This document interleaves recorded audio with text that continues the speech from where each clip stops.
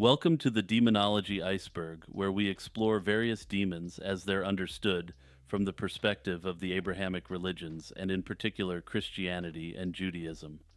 We'll start off with some of the most well known demonic entities and work our way to the most obscure demons, only known by experienced demonologists.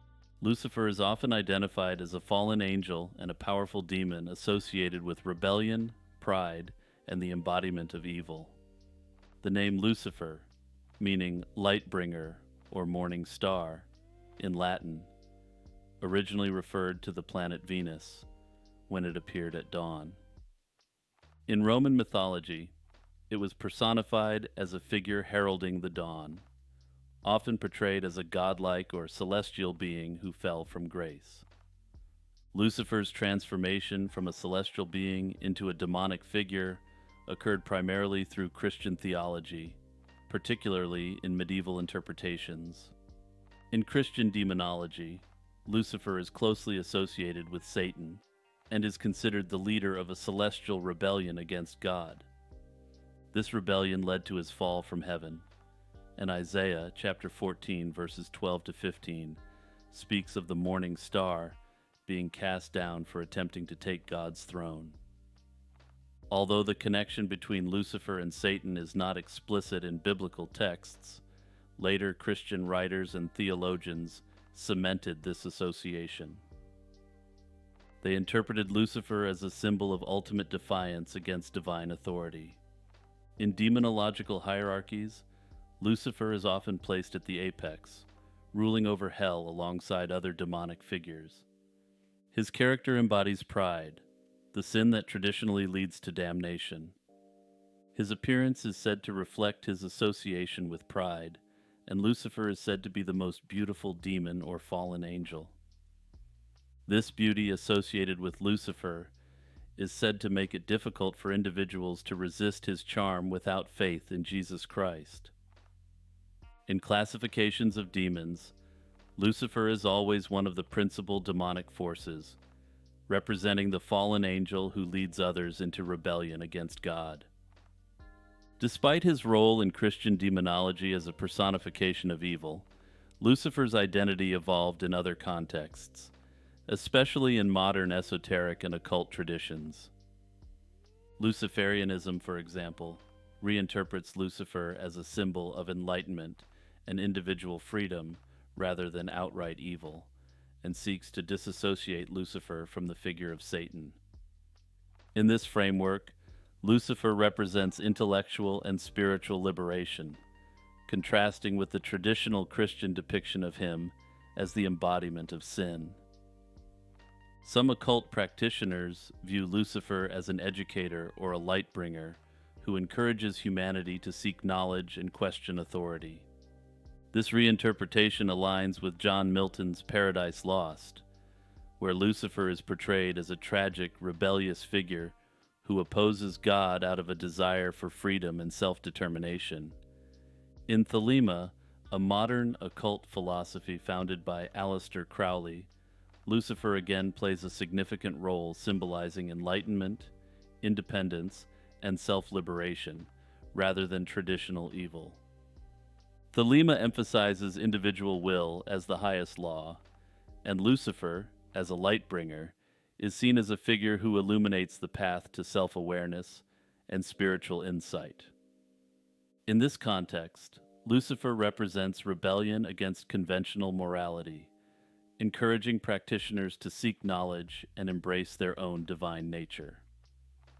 Like in Luciferianism, in Thelema, Lucifer is not directly identified with Satan or with any evil forces, but is rather portrayed as a Prometheus-like figure. Despite these interpretations, traditional demonology maintains Lucifer's role as a primary adversary of the divine order. Lilith is regarded as Adam's first wife in Jewish and Christian demonology and is ascribed significant powers. Lilith's earliest origins can be traced to Mesopotamian mythology, where she was part of a class of female demons linked with storms and the night. These early depictions, such as her appearance in the Epic of Gilgamesh, describe her as a destructive, vampiric figure who fled to the desert after her lair, a sacred tree, was destroyed. In this context, Lilith embodied the fears associated with untamed nocturnal forces. Her characteristics were later absorbed into early Jewish demonology, where she became an archetype of female rebellion and danger.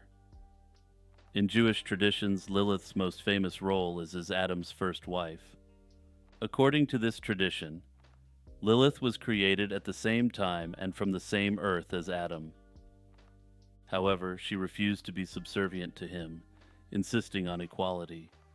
When Adam attempted to force her into submission, Lilith fled the Garden of Eden. According to tradition, this act of rebellion led her to be permanently cast out and transformed into a demon. In Kabbalistic traditions, Lilith is often paired with the evil archangel Samael, with whom she is said to have birthed numerous demonic offspring. Together, they are sometimes portrayed as a dark mirror to Adam and Eve, symbolizing the inversion of divine order. Amulets and incantations were commonly used to ward off Lilith's influence, particularly for women during childbirth, a time when she was believed to be most dangerous. These protective measures became a significant part of Jewish magical practices, often invoking angels or sacred texts to counteract her power. In Christian demonology, Lilith was often associated with witches, and was said to have command of legions of succubi meant to lead men astray. Modern interpretations of Lilith tend to paint her in a much more positive light than traditional interpretations did. In Wicca and modern witchcraft, Lilith is venerated as a symbol of feminine empowerment, autonomy, and the untamed aspects of the divine feminine. She is often invoked in practices that emphasize personal strength, independence, and resistance to societal constraints. Mammon is widely recognized as the embodiment of greed and materialism and the demon lord of unchecked and unending desire for wealth. Originating from the New Testament, where Jesus warns against the duality of serving both God and mammon, the term is closely associated with wealth and the desire for earthly goods. In this context, mammon is seen as a force that distracts individuals from spiritual pursuits, leading them down a path of corruption and moral decay. In the medieval period, the personification of mammon solidified in Christian theology. He was often described as one of the 7 princes of hell, embodying the sin of greed, one of the 7 deadly sins. Theologians assigned him the role of tempting individuals to hoard wealth, and artists depicted him in various forms, from a bloated, treasure-obsessed figure to a king encrusted in jewels. His ability to corrupt is depicted as so powerful that even virtuous men, if swayed by his influence, would abandon their principles in pursuit of riches. Mammon's influence is often portrayed not just as external greed, but as an internal temptation that leads individuals to prioritize material wealth over ethical and spiritual well-being. This dual aspect, greed's outer manifestations and its corrupting influence on the soul, is a central theme in his depiction throughout theological and literary work. The association of mammon with greed helped to cement the demon's position as a central figure in Christian demonology. This connection was significant in reinforcing the Church's message that greed was a corrupting vice, capable of leading souls away from salvation. The influence of mammon did not disappear with the passing of medieval superstitions. In literature, mammon has appeared as a symbol of greed and materialism. Notable examples include Paradise Lost, where mammon is portrayed as one of the fallen angels, consumed by a love for earthly wealth even in hell. In contemporary culture, Mammon's role has extended beyond religious contexts to symbolize the dangers of unchecked capitalism and consumerism.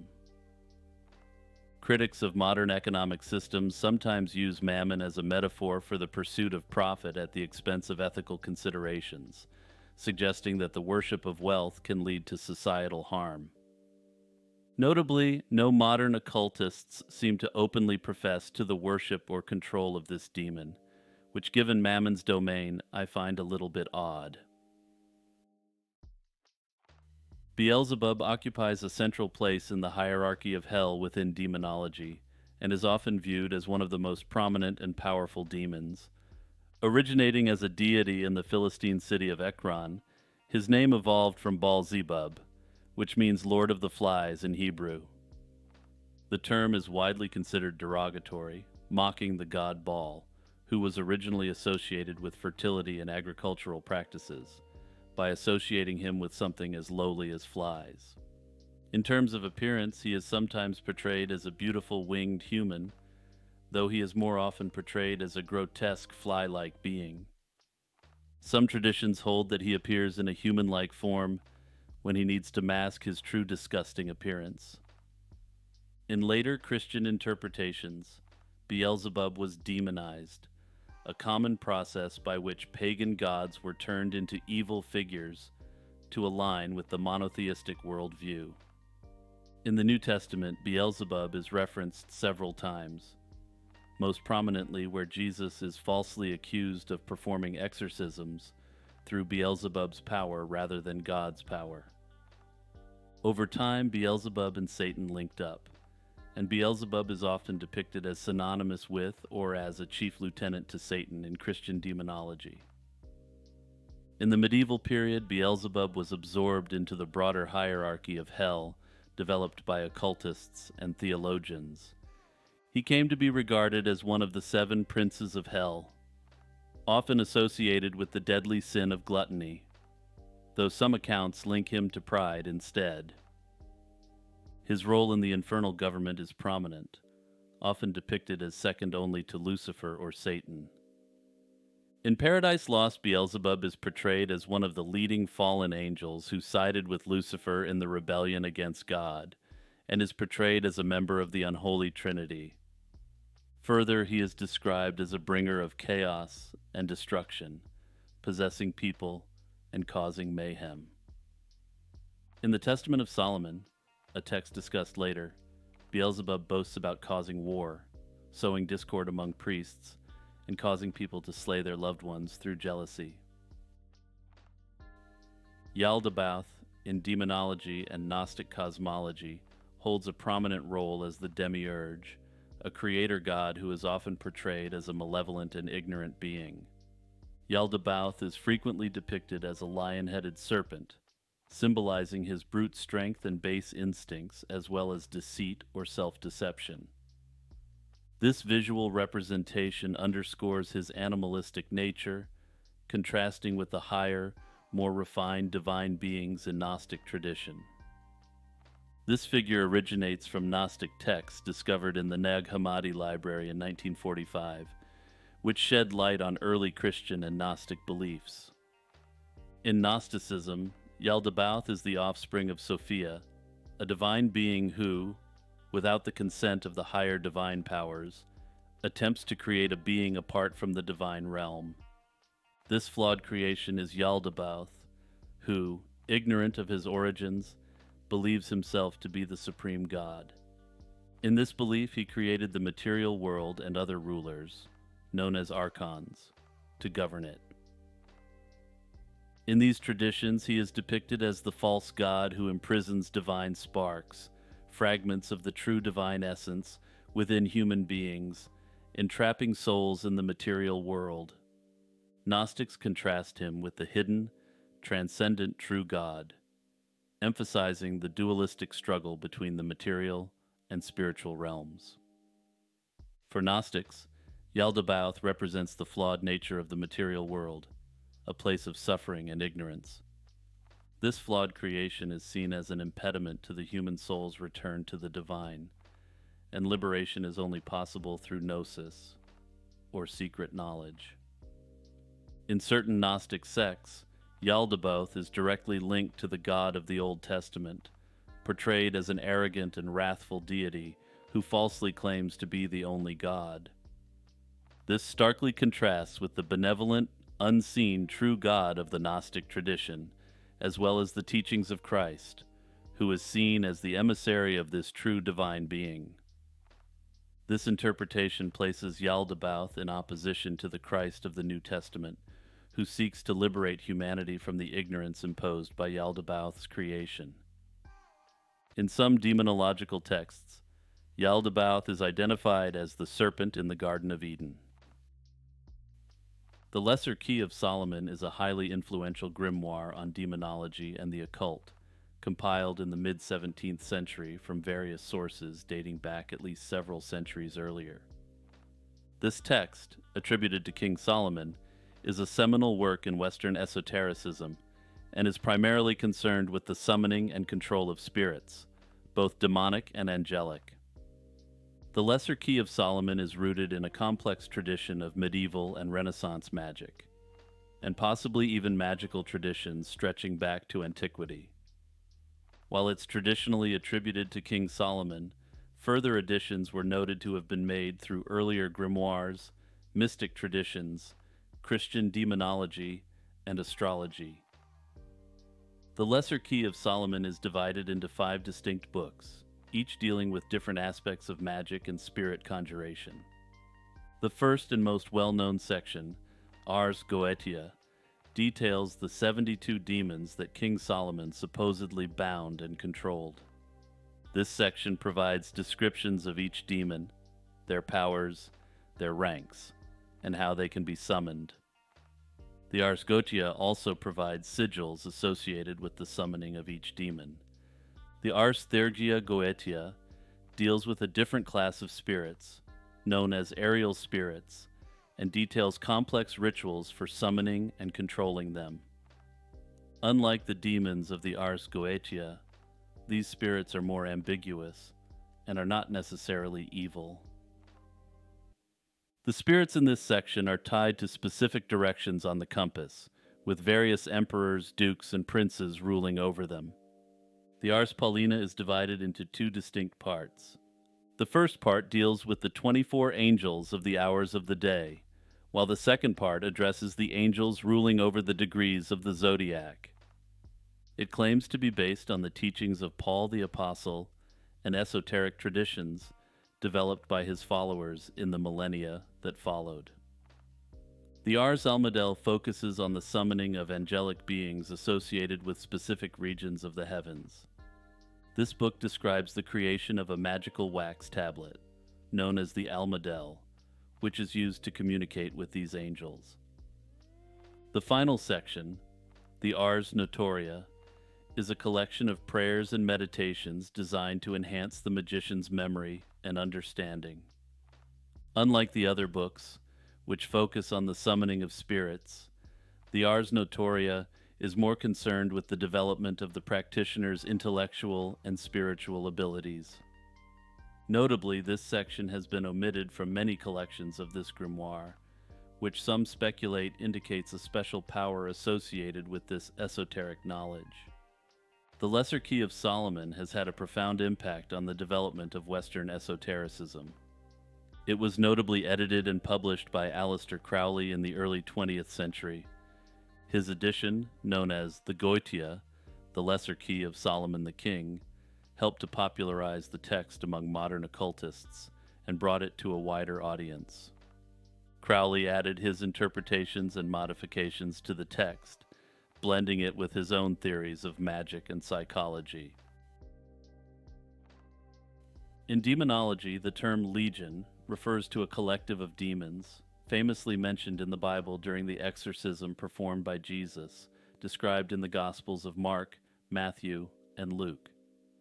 When Jesus encounters the possessed man, he asks the name of the demon inhabiting him, to which the response is famously, "My name is Legion, for we are many." The term legion here is evocative of the Roman military unit, symbolizing a large, organized group of demonic entities inhabiting a single individual. Notably, most demonologists believe that legion does not refer to the actual name of the demon itself, but rather simply multitudes of demons that were possessing a single individual. The story itself is significant in Christian demonology, as it demonstrates the idea that a person could be possessed by multiple demons simultaneously. But let's get back to the narrative about how Jesus Christ conquered this demon. The possessed man lived among tombs, isolated and tormented, until Jesus cast out the demons, who requested to enter a herd of pigs.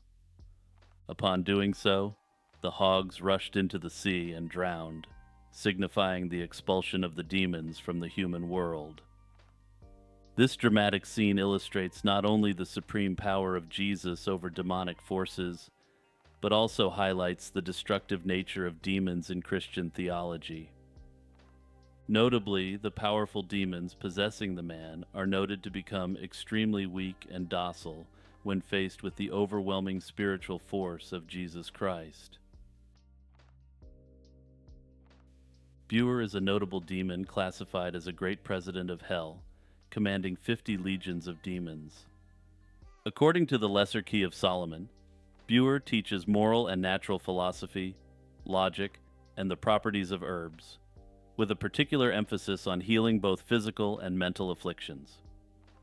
Buer's abilities are closely associated with his wisdom and his mastery of herbal medicine, making him a frequent subject of interest for occultists seeking knowledge or healing. In terms of appearance, Buer is depicted in various ways depending on the text. However, he is generally depicted with a lion's head and 5 goat-like legs arranged in a star-like formation, which allows him to move in all directions.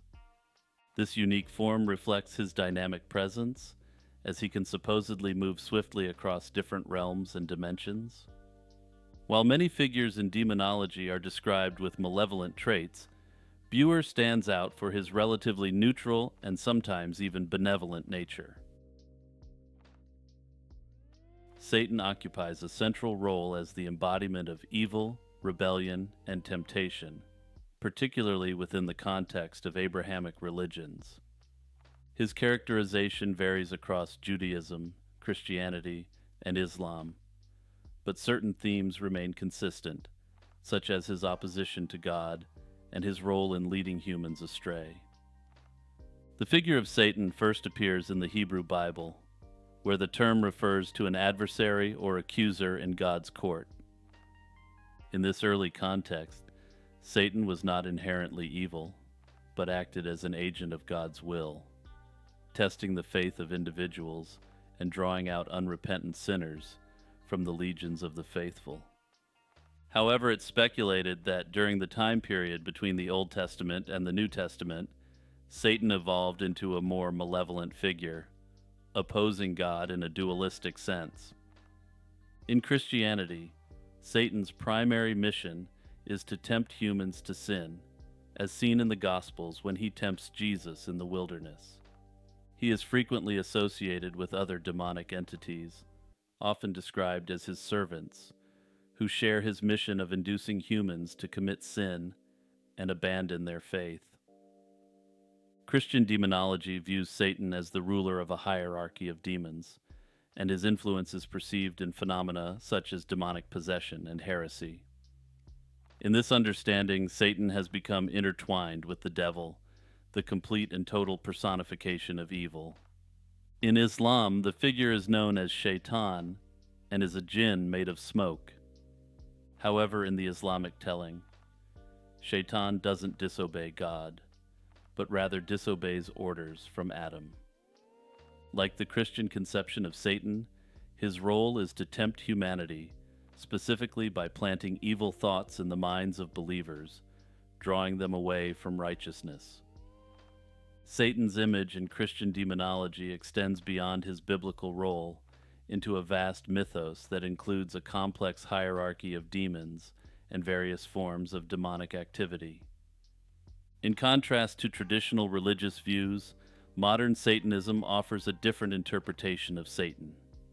In LaVeyan Satanism, founded by Anton LaVey in 1966, Satan is not viewed as a literal being, but rather as a symbol of individualism, liberty, and defiance against authority. Theistic Satanism, on the other hand, treats Satan as a deity worthy of worship. Both movements reject the Christian view of Satan as the ultimate source of evil, instead claiming to see him as a figure of empowerment. In the Bible, the name Azazel was first associated with the concept of the scapegoat. Specifically in Leviticus, Azazel is tied to the ritual of the Day of Atonement, where a goat is sent into the wilderness, symbolically carrying the sins of the people. The precise meaning of Azazel in this context has been debated, but most interpret it as a reference to a wilderness demon, marking him as an early figure linked to sin and exile.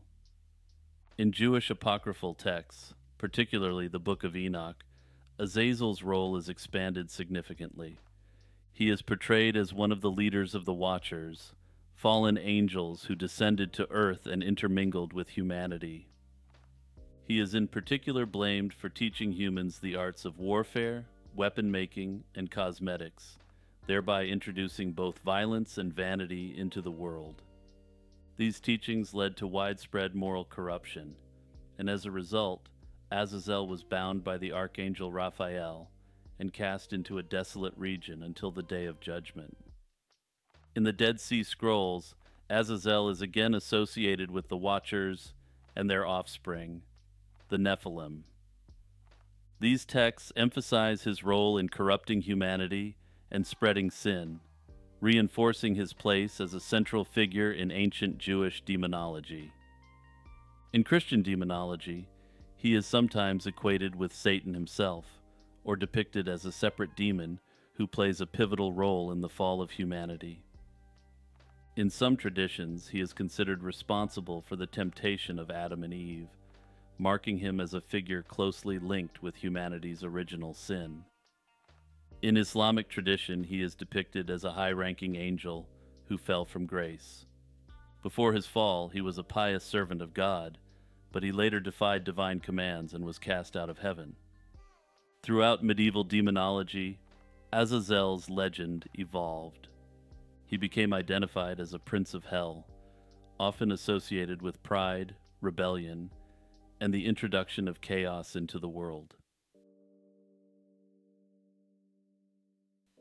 The Pseudo-Monarchia Demonum, or False Monarchy of Demons, is a seminal 16th century grimoire by Johann Weyer, first appearing in 1577. This text is an extensive catalog of demons, providing a hierarchy of 69 spirits, and it outlines the proper rituals and hours to summon them. Weyer's work served as a precursor to other famous texts on demonology, such as the Lesser Key of Solomon. Weyer was a Dutch physician who studied under the renowned occultist Heinrich Cornelius Agrippa. However, unlike other demonologists of his era, Weyer's approach was distinct. He was critical of the witch hunts prevalent during the period and often mocked the perceived power of demonic forces. In his view, while these demons may have been real forces, they were ultimately weak and ineffective in comparison to the forces of the kingdom of heaven, hence the title of the work. Another interpretation of the text suggests it was intended to be a skeptical take on demonology. Under this theory, the work is essentially satire, and every subsequent work that relied on it simply didn't get the memo that it wasn't to be taken at face value. Another prominent theory, which builds upon the last theory, is that Weyer had to present the book as satirical so that he wasn't accused of summoning and controlling demons himself. But that's enough about the intentions of the author. Let's get back to the grimoire itself. In this text, each demon is given a title, ranks in the infernal hierarchy, and jobs in the bureaucracy of hell, and the corresponding legions of demons and fallen angels they command. These descriptions were not merely theoretical for those who read the grimoire. They provided practical guidance for those seeking to counter their power or to harness their power through summoning rituals. Paimon is a central figure in demonology and is said to possess significant powers. Paimon rides a camel and commands numerous legions of demons, and is regarded as one of the foremost kings of hell. His first mention appears in notable grimoires, such as the Lesser Key of Solomon and Pseudo-Monarchia Daemonum. Paimon's domain is expansive, as he governs 200 legions of spirits, with a significant number of them drawn from the ranks of the fallen angels. Often described as possessing a striking appearance, Paimon is depicted as a regal figure riding a camel, typically with a very feminine face. He wears a crown adorned with precious jewels, signaling his high status in the infernal hierarchy. He is usually accompanied by a retinue of demons and fallen angels, who announce his arrival with a grand display of music, particularly trumpets and cymbals. Paimon's powers are vast, with a focus on knowledge, arts, and sciences. He is known to impart wisdom on various subjects, from philosophy to the mysteries of the natural world. His expertise in these areas makes him a figure of great interest to those seeking intellectual or artistic enlightenment. His connection to creativity is particularly emphasized, as he is often invoked by artists and musicians seeking inspiration. Moreover, Paimon has the ability to reveal hidden knowledge, which has made him a sought-after entity in rituals aimed at uncovering secrets or enhancing wisdom. However, unlike Astaroth, discussed later in this video, Paimon's quote-unquote hidden knowledge must be taken with a grain of salt, as like most demons, he's known to routinely lie. According to tradition, when summoned, Paimon can grant a wide variety of powerful familiars, which are highly desirable for practitioners of occult rituals. As a demon closely associated with Lucifer, Paimon is typically portrayed as particularly obedient to him, distinguishing him from other infernal kings who are inherently more unruly. In certain traditions, he is believed to have a connection to angels serving in the kingdom of heaven, and to serve as an intermediary between heaven and hell through this role. Offerings made to Paimon during summoning rituals typically include items of value such as precious metals or incense, with frankincense being particularly common. However, offerings tied to the arts, such as musical compositions or artistic creations, are considered especially appropriate given Paimon's dominion over these realms. Hey everyone, it's Jimmy here. Hope you're having as much fun watching this video as I had researching and writing it. Just a quick reminder to like and subscribe if you haven't done so already, and also to share this video with your friends and family. Also feel free to check out the Patreon or the YouTube membership if you're into that sort of thing. Behemoth is a monstrous creature originating from biblical texts and later incorporated into demonology, symbolizing the overwhelming power of nature and chaos. Described in the Book of Job, Behemoth represents a primeval beast of immense strength that cannot be tamed by human forces alone. In demonology, Behemoth is depicted as a demon embodying the sin of gluttony, and is sometimes considered a counterpart to Leviathan, the ruler of the sea. Scholars have debated the literal and symbolic interpretations of Behemoth. Some suggest that the description aligns with large terrestrial animals, such as the hippopotamus or the elephant. Others propose that Behemoth represents a mythological creature embodying the raw and untamed forces of the natural world. The symbolic interpretation views Behemoth as an allegory for the chaotic elements of existence that are beyond human control, highlighting the theme of humility before divine power. In demonological traditions, Behemoth's portrayal shifts from a neutral or awe-inspiring beast to a malevolent entity. Medieval grimoires and occult texts classify Behemoth as the demon of gluttony, one of the 7 deadly sins. Behemoth is believed to tempt individuals to overindulge in earthly pleasures, particularly food and drink, leading them away from spiritual enlightenment and closer to damnation. In this context, Behemoth serves as a personification of excess and the dangers of succumbing to base desires. Notably, Behemoth is often mentioned alongside Leviathan and Z's, forming a trio of monstrous creatures that dominate the land, sea, and air, respectively. Artistic representations of Behemoth have varied over the centuries. In medieval illustrations, Behemoth is sometimes depicted as a gigantic elephant or a monstrous hippopotamus with exaggerated features. These sorts of portrayals have continued up to the present day. The Book of Abramelin is an important text within the tradition of Western esotericism, credited to a 15th century Jewish mystic named Abraham of Worms. This grimoire claims to impart profound mystical knowledge, primarily concerning the summoning of one's guardian angel. It also outlines a detailed magical system rooted in Kabbalistic principles. The book is divided into 3 sections. The first part recounts Abraham of Worms's travels and his encounter with Abramelin, a wise Egyptian mage. Abraham describes the teachings he received from Abramelin, which form the foundation of the ritualistic practices in the book. Abramelin's wisdom emphasizes living a life of purity and devotion to God. This spiritual grounding is essential before one can successfully undertake the magical practices detailed in the following sections. The second book of the Book of Abramelin provides a rigorous ritual process known as the Abramelin operation.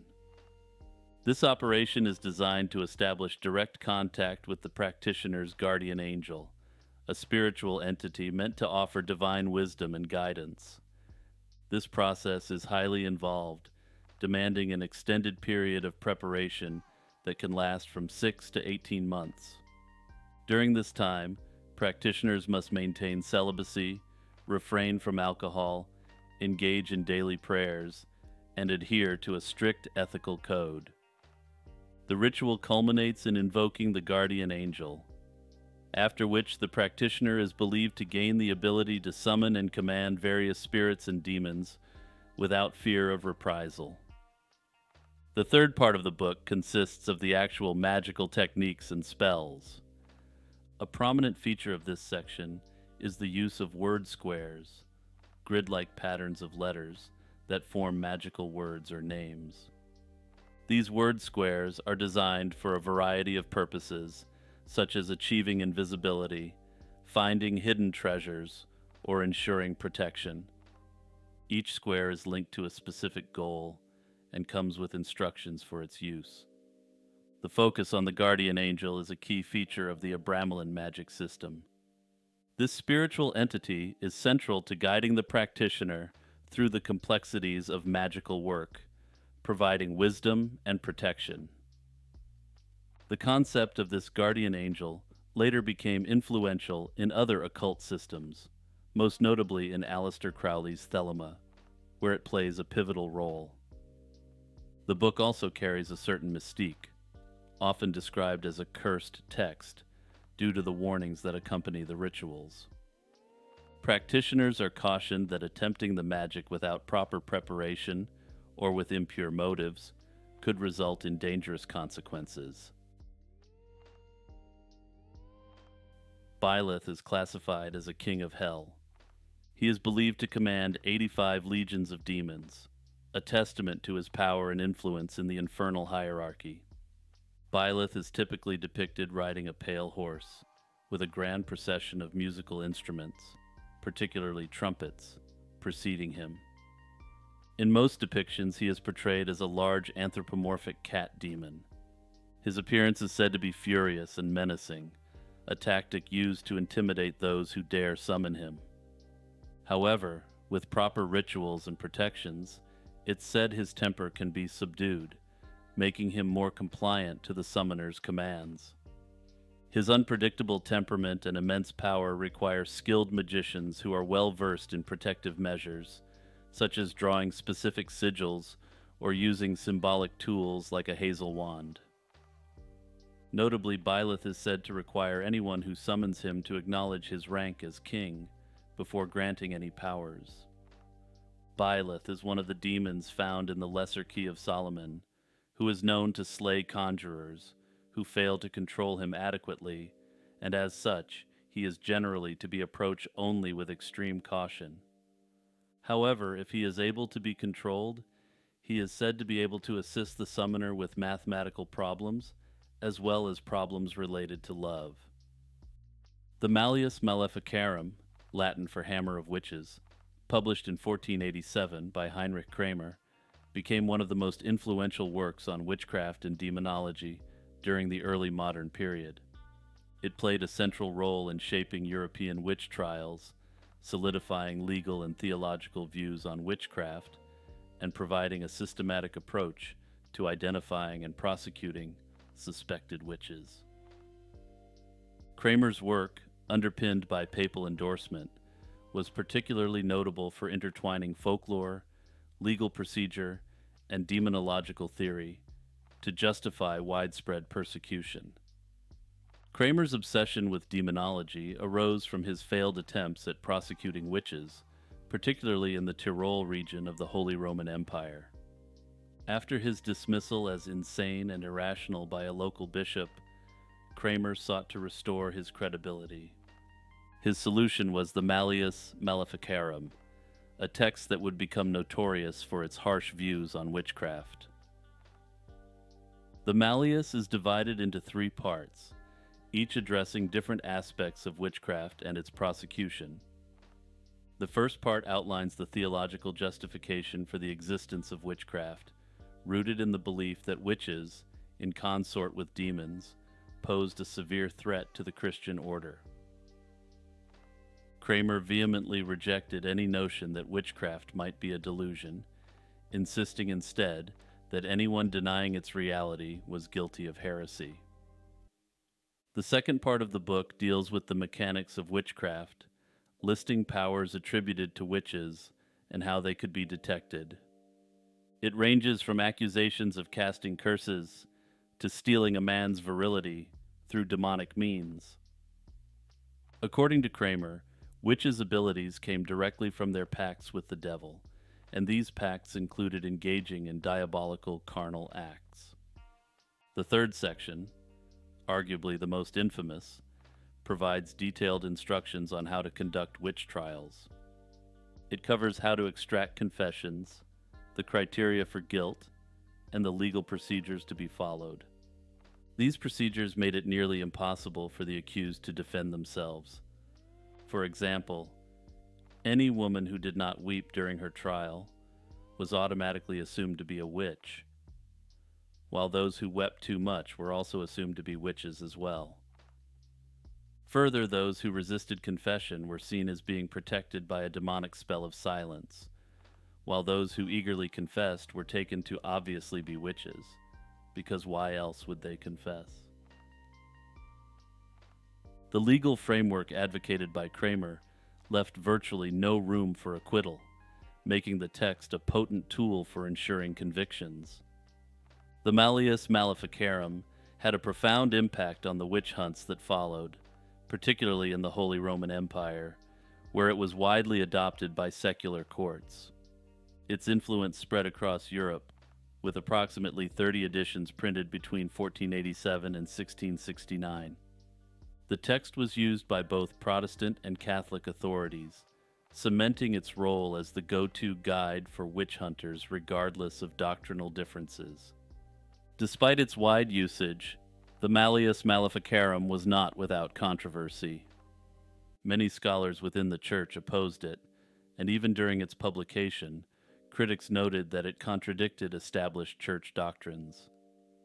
Further, the very odd legal procedures that were established alarmed many contemporary witch hunters who were concerned that the procedures were so strict that only a legitimate witch would be not guilty.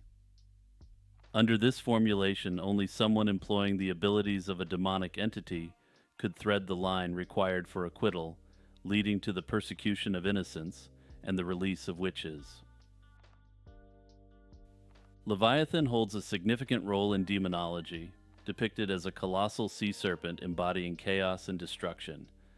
Its origins can be traced back to ancient mythologies, notably in the Old Testament, where it is mentioned multiple times.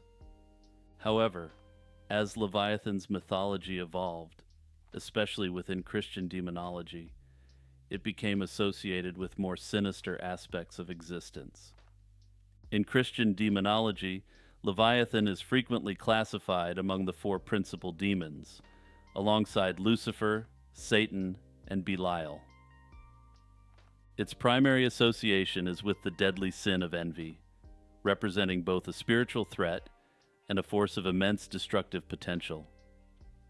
As the Lord of Envy, Leviathan's jealousy manifests as an all-consuming hunger, threatening not just individuals, but all of creation. The demon's envious nature is so profound that it poses a significant danger to divine order, particularly through its association with the sea and chaos. Leviathan's destructive abilities are vividly detailed in various demonological texts. Descriptions often highlight its capacity to breathe fire, its foul breath, and its power to cause the seas to boil, emphasizing its nature as a harbinger of chaos. These attributes reflect not only its role as a physical threat, but also as a spiritual one. Notably, the Book of Abramelin purports to allow for the summoning of Leviathan. Astaroth, one of the most prominent figures in demonology, holds a significant role as the Grand Duke of Hell, as well as the Treasurer of Hell. His origins can be traced back to early texts such as the Pseudo-Monarchia Daemonum and the Lesser Key of Solomon. Astaroth is often depicted as a male demon with a regal crown, feathered wings, and a serpent in his hand, riding a dragon-like beast with a snake's tail. Astaroth is thought to form what some sources describe as an evil trinity, with the two other members being the much more prominent Lucifer, or Satan, and Beelzebub.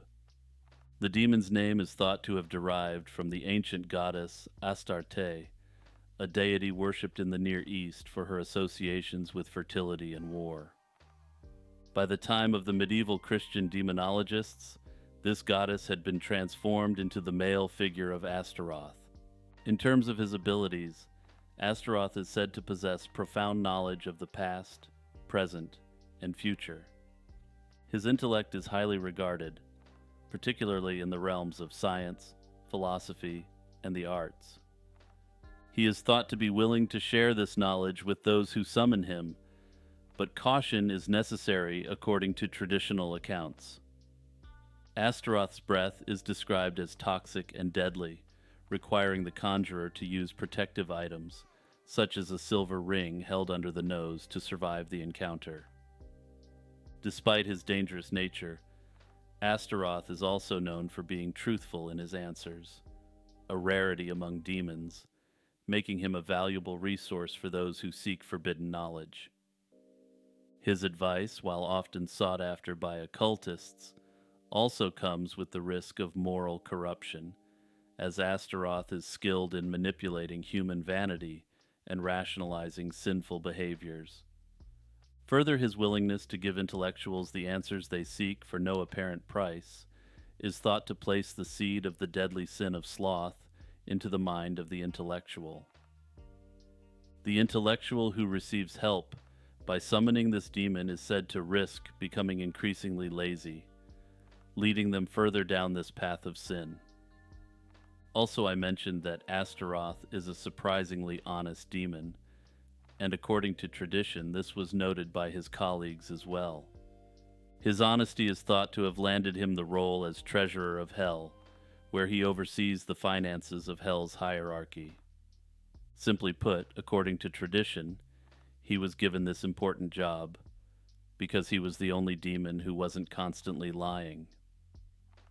Given this role, other demons are said to be on their best behavior around him, for fear of getting their budgets slashed. And no, I'm not joking. According to traditional demonology, one of the most feared traits is the ability to withdraw funding for evil deeds. Asmodeus, a central figure in demonology, has long been regarded as one of the most significant and powerful demons, with domain over the deadly sin of lust. Asmodeus is often identified as one of the seven princes of hell, tasked with spreading sin and corruption, primarily through lustful means. Physically, Asmodeus is often described as a grotesque and fearsome figure. Asmodeus is depicted with three heads, those of a bull, a man, and a ram, signifying strength, intelligence, and animalistic passion. He is said to ride upon a dragon, with the lower half of his body resembling the legs of a rooster, and flames issuing from his mouths. In the Book of Tobit, an apocryphal Jewish text given various degrees of acceptance in Christianity, Asmodeus falls in love with Sarah and slays her 7 successive husbands on their wedding nights. His actions prevent the marriages from being consummated, reflecting his association with lust and thwarted love. Ultimately, Tobias, with the help of the archangel Raphael, overcomes Asmodeus by using a combination of prayers and the innards of a fish, banishing the demon to the deserts of Egypt. Asmodeus's prominence in Jewish demonology is further expanded upon in the Testament of Solomon, where he is depicted as both a trickster and a servant. In this text, Asmodeus is bound by King Solomon to assist in building the first temple, though he later tricks the king and seizes the throne for a short period. In Christian demonology, Asmodeus is closely tied to the vice of lust and appears in several key texts that catalog demons and their hierarchies.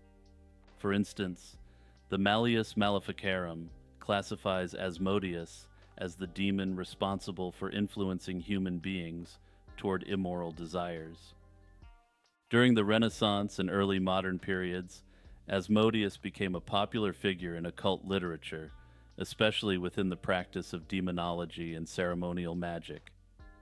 He appears in grimoires such as the Pseudo-Monarchia Daemonum and the Lesser Key of Solomon, where he is invoked by magicians seeking power, knowledge, and treasure.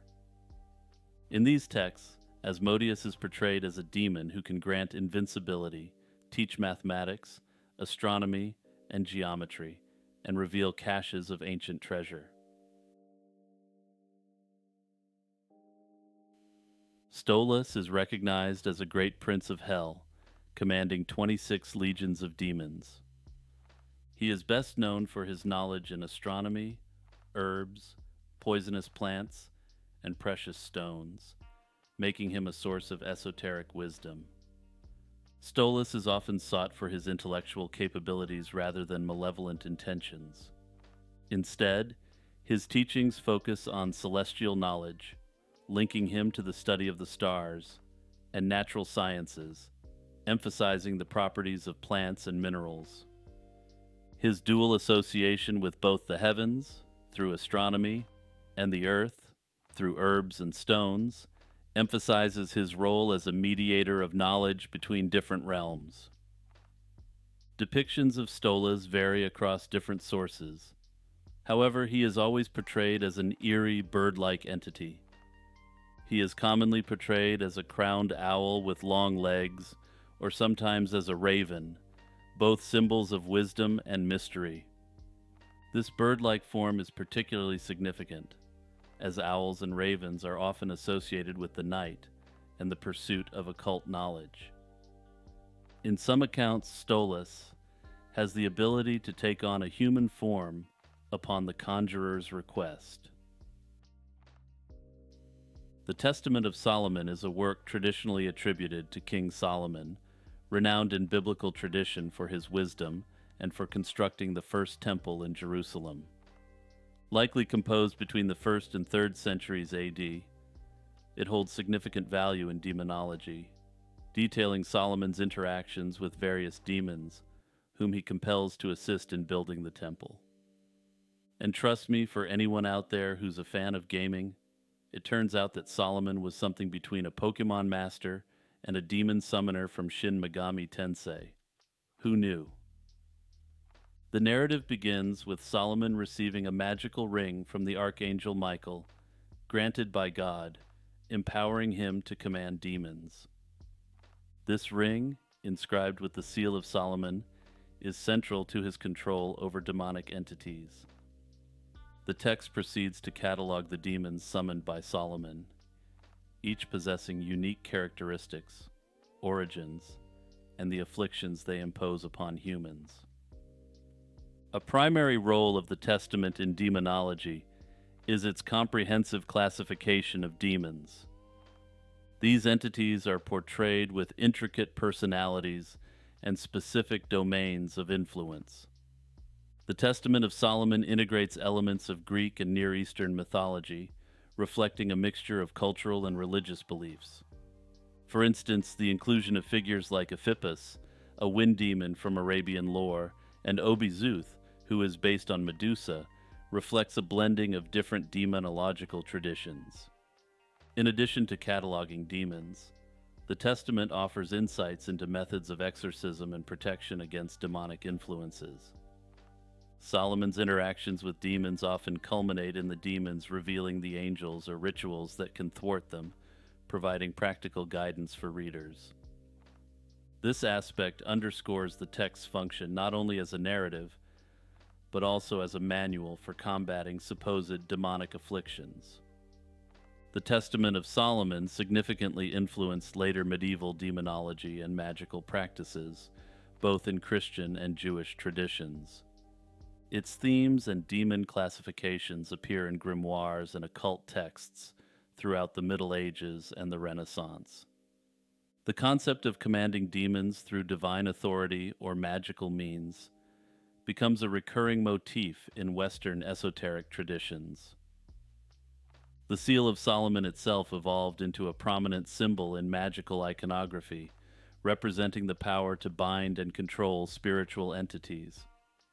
In modern demonology, the Testament of Solomon remains a foundational text. It is studied not only for its historical significance, but also for its contributions to understanding ancient perceptions of evil and the supernatural. The detailed descriptions of demons and their hierarchies continue to influence contemporary occult practices and literature, both from those who wish to combat them and those who wish to control them. Mephistopheles, often referred to as Mephisto, is a prominent demon primarily known from the German legend of Faust, where he becomes a symbol of temptation and deceit. While he has become an extremely well-known demon in the last number of centuries, in terms of demonology, his history is rather short. He is best recognized as the demon who strikes a pact with Dr. Faust, offering him unlimited knowledge and worldly pleasures in exchange for his soul. These tales of Dr. Faust are thought to have arisen in 16th century Germany, but they may be based on earlier legends. Mephisto's role as a tempter is nuanced, reflecting a cold detachment rather than outright malevolence. As an embodiment of logic and skepticism, he often engages in philosophical debates, questioning human morality and the futility of existence. In this way, Mephistopheles represents a cynicism that is more intellectual than destructive, offering earthly rewards in exchange for any rewards which may be given in the afterlife. Some interpret this demon as an embodiment of raw ambition, who only appears to tempt those who are potentially willing to give up everything to close in on their white whale. Person is another demon that's classified as one of the kings of hell in the Lesser Key of Solomon. In terms of appearance, Person is often depicted with a lion's face, riding upon a bear, and holding a viper in his hand. The imagery associated with him, especially the lion's face, symbolizes strength, dominance, and the capacity to reveal hidden knowledge. His association with trumpets, which are said to sound before him, signifies his majestic arrival, further reinforcing his status as a king. Person is known for his vast knowledge, particularly his ability to uncover secrets. He is often invoked by those seeking to find hidden treasures or to gain insight into past, present, and future events. His command over both earthly and divine secrets makes him a powerful figure in divination practices, particularly when dealing with questions about the nature of the universe. Additionally, Person has the ability to provide familiars, lesser demons that assist practitioners in various ways, from protection to performing specific tasks. While his powers can supposedly be beneficial, especially for those who seek knowledge or hidden truths, he remains a formidable entity. Summoning Person requires deep respect and careful preparation, as he is known to decide whether or not to grant his assistance based on the summoner's intent and approach. This balance of danger and wisdom is a common theme in demonological texts, where power is never given freely, but must be earned through ritual and understanding. Forneus is recognized in demonological texts as a great Marquis of Hell. He holds command over 29 legions of demons, and is noted for his expertise in rhetoric and languages. As one of the spirits listed in the Ars Goetia, Forneus is described as both a powerful teacher and a figure capable of bestowing favor upon individuals. He is said to make people knowledgeable in the art of rhetoric, enhancing their ability to communicate persuasively and fluently. In addition, he has the unique ability to help individuals earn the love and respect of both friends and foes alike. His physical form is often described as monstrous, most frequently depicted as a giant sea creature. This portrayal emphasizes his connection to the primordial forces of chaos, a motif common in demonology, where the sea often symbolizes the untamable aspects of the supernatural. Despite his fearsome appearance, Forneus is not considered unusually malevolent by demonological standards. Instead, he's said to serve as a benevolent tutor in the art of diplomacy, helping individuals navigate complex social situations. Familiars in occult practice are supernatural entities believed to assist witches and magicians in their magical workings. Often taking the form of animals or animal-like creatures, they act as guides, protectors, or servants to the practitioner. In European folklore, particularly during the witch trials of the Middle Ages and the early modern period, familiars were thought to be demons or spirits, given to witches by the devil. They commonly appeared as domestic animals such as cats, dogs, toads, or even insects, disguising their true nature from the untrained eye. These familiars were believed to possess magical powers, providing witches with knowledge, teaching them new spells, or performing tasks on their behalf. The relationship between a witch and their familiar was considered contractual, sealed through a pact or agreement. This bond was often solidified by the witch feeding the familiar with milk, bodily fluids, or other offerings, establishing a reciprocal relationship. Beyond Europe, the concept of spirit companions or familiars is prevalent in various cultures. In shamanistic practices worldwide, shamans interact with spirit animals, or guides that assist them in navigating the spiritual realm. These entities are viewed as benevolent helpers, providing wisdom, healing, and a connection to the natural world. In some Native American traditions, for example, animal spirits play a crucial role in guiding and protecting individuals and communities. In African and Afro-Caribbean traditions such as voodoo, practitioners engage with spirit entities or deities called loa, which can act similarly to familiars. The use of familiars in occult practice is not limited to historical contexts. In contemporary paganism, witchcraft, and occultism, the concept of the familiar has evolved. Modern practitioners may interpret familiars as representations of inner aspects of themselves, spirit guides, or elemental energies. Some seek physical animal companions, believing that a strong bond with an animal can enhance their spiritual practice and connection to nature, though this is not universally accepted as being a familiar. In ritual magic and ceremonial practices, Familiars can also be seen as thought forms or egregores, energies or entities created and empowered by the practitioner's focus and intent. These constructs serve specific purposes within the magical framework, acting as extensions of the practitioner's will. The creation and use of such entities require discipline and ethical considerations, as they involve manipulating subtle energies. While the role of the familiars is often portrayed as that of a companion or teacher, their role as a protector is significant. Practitioners often call upon them to guard against malevolent spirits, negative energies, or psychic attacks. In some traditions, the familiar acts as a mediator between the practitioner and other spiritual entities, facilitating communication and ensuring safe passage through various realms. Methods of acquiring a familiar vary across different practices. Some traditions involve rituals to summon and bind a spirit to serve as a familiar. Others emphasize forming a natural relationship with an animal or spirit through mutual respect and trust. Other traditions believe that the familiar can be manifested within one's mind and does not take on a physical body. In demonology, Furfur is a significant figure discussed in the Lesser Key of Solomon and noted as a great Earl of Hell. He is frequently depicted as a winged deer or hart, though he can also take the form of an angel when forced into a magical triangle, a method used by demonologists to compel truth from deceptive spirits. Furfur is a notorious liar and will not provide any useful information unless he is confined to this triangle.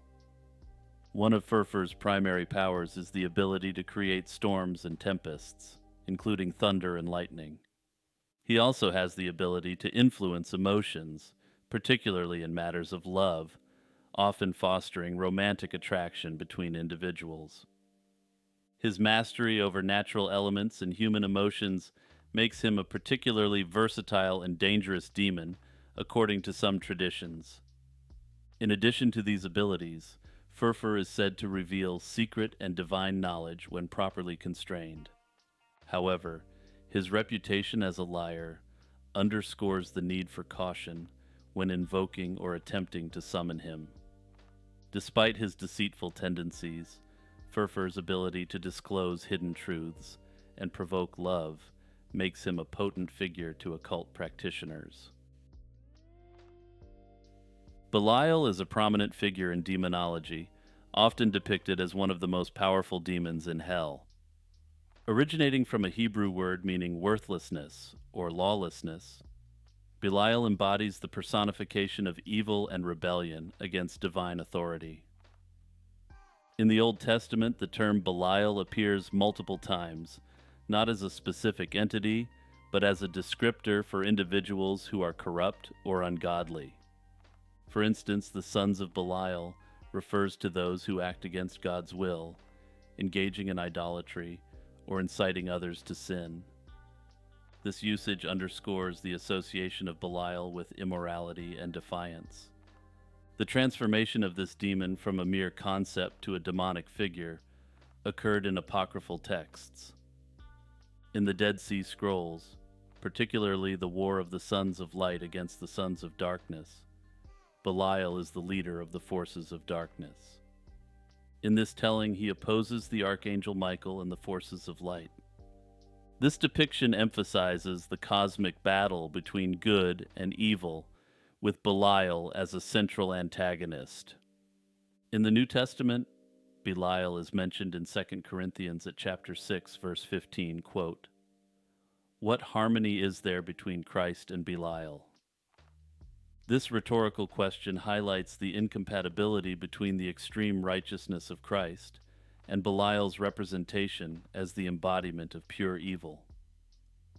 Medieval demonologists further developed this demon's character, integrating him into the infernal hierarchy. In the Lesser Key of Solomon, Belial is described as a king who commands 50 legions of demons and is noted to be one of the most powerful commanders of the forces of hell. He is noted to have influence over politics and social status, and uses humans' desire for titles and prestige to manipulate humans into doing his bidding. In Paradise Lost, Belial is one of the fallen angels who, despite his eloquence and graceful demeanor, is deemed the most idle and least ambitious among Satan's followers. This portrayal emphasizes the deceitful allure of vice masked by superficial charm. In occult practices, Belial is invoked for his alleged abilities to grant favors, titles, and material wealth. However, such summoning is considered extremely perilous due to his manipulative and untrustworthy nature. Practitioners caution against any dealings with this archdemon without proper protection and high levels of knowledge, as he is believed to twist any agreements to his advantage. If you liked this video, please do me a huge favor and click like and subscribe, and also click the share button and send it to anyone who you think may enjoy it. Let me know in the comments below whether you want further content on demonology or a companion piece on angels.